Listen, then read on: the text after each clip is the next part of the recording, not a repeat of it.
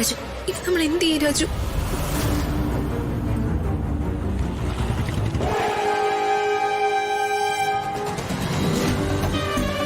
Madam,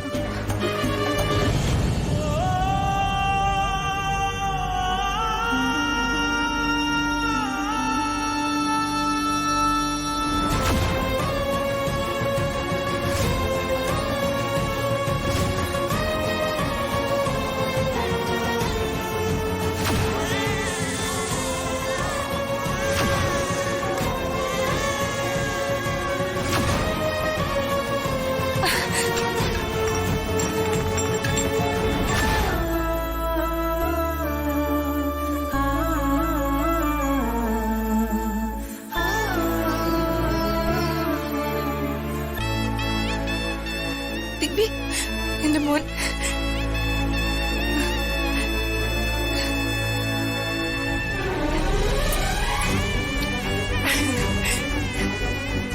ഞാൻ മരിച്ചേക്കാന്ന് ഓർത്ത് പോയതാ രാജുവേട്ട.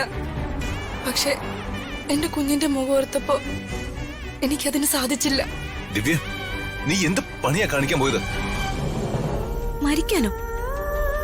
ഒരു കുഞ്ഞുണ്ടായിട്ട് അവന്റെ ഭാവി പോലും നോക്കാതെ നീ എന്താ കാണിക്കാൻ പോയത്? ദീപക് അവനൊരു വിവരമില്ലാത്തവനാ. അവൻ അങ്ങനെയൊക്കെ ചെയ്തു. അങ്ങനെയാണോ നീ?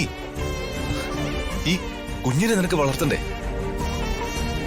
ഈ കുഞ്ഞ് വളരുന്ന നിനക്ക് കാണണ്ടേ? ഈ കുഞ്ഞിന് നല്ലൊരു ഭാവി ഉണ്ടാവണ്ടേ? മതി രാജു, ഇവിടെ വഴിയിൽ നിന്ന് ബാളം ഉണ്ടാക്കണ്ട. ആദ്യം നമുക്ക് ദിവ്യയും കുഞ്ഞിനെ സേഫായ സ്ഥലത്തേക്ക് മാറ്റാം.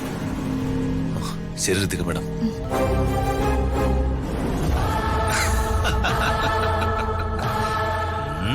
ഇന്നേ ആഘോഷത്തിന്റെ ദിവസ. ദീപക് വിചാരിച്ച പോലെ തന്നെ ദിവ്യ അവളുടെ കുഞ്ഞുമായി ഈ പാടി ഇറങ്ങിപ്പോയി. എന്നെ സീറോ ആക്കാൻ ശ്രമിച്ചവരുടെ മുന്നിലേ ഞാൻ ഹീറോ ആയി.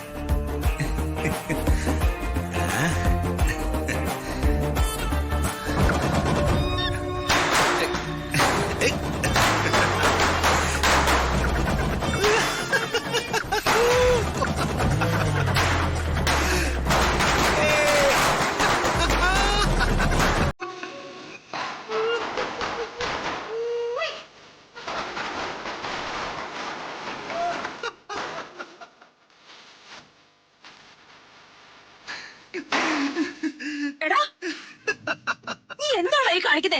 അത് കളയടാ. എടാ, അത് കളയാൻ.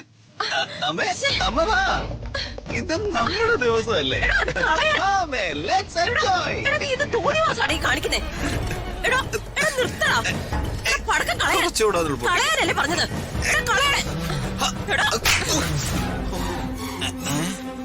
അമ്മ എന്തിനാ അമ്മ എന്നെ തല്ലിയേ?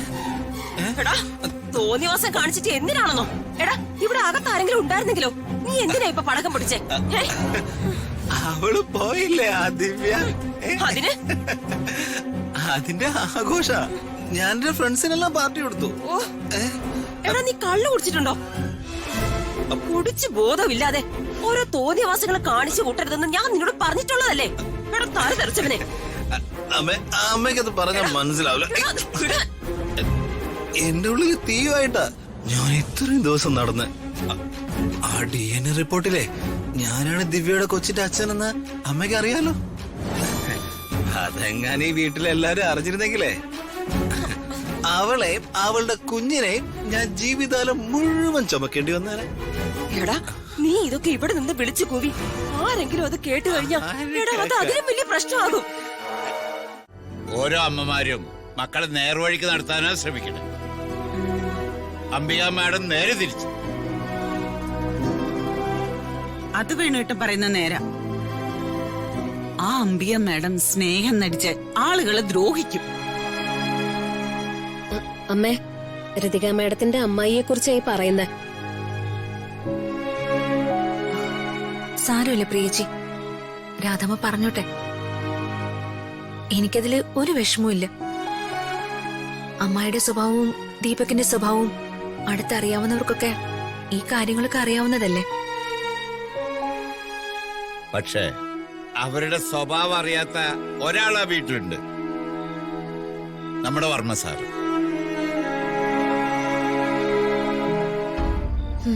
അത് ശരിയാ. അമ്മായി എന്ത് പറഞ്ഞാലും അച്ഛൻ കണ്ണു അടച്ച് വിശ്വസിച്ചോളൂ. പാവം ആ വലിയ മനുഷ്യന് ഇങ്ങനൊരു കൂടപ്പറപ്പായി പോയല്ലോ. അതോർക്കുമ്പോഴേ ഒരു വിഷമം. അത് നീ പറഞ്ഞത് ശരിയാ.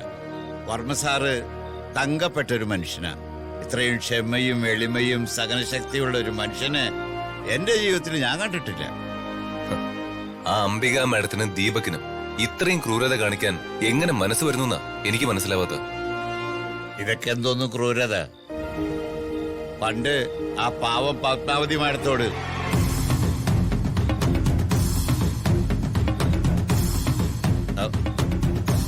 പത്മാവതി മാഡോ? അതാരച്ച?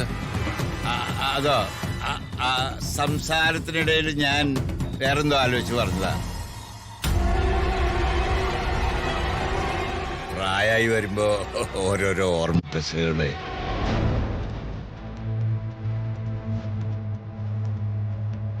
ഞാനൊന്ന് കുളിച്ചിട്ട് വരാം. ഇവിടെ ഞാൻ തോർത്തിനെടുത്തേ. ദേ തല നല്ലതുപോലെ തോർത്തണേ. നേരം രാത്രിയായി. ജലദോഷം ചുമയൊന്നും വരുത്തി വെക്കരുത്. നീ പൊടി, നീ എന്താ എന്നെ പഠിപ്പിക്കണ്ട. ഓ അച്ഛാ ആ എപ്പോഴാ ഈ മനുഷ്യന്റെ നിറം മാറുന്നെന്ന് അറിയാൻ പറ്റത്തില്ല. അല്ല രാധമ്മേ, ഉം. വേണമെങ്കിലേ ആരെ കുറിച്ച് പറയാൻ തുടങ്ങിയിട്ട് എന്താ നിർത്തിക്കളഞ്ഞ?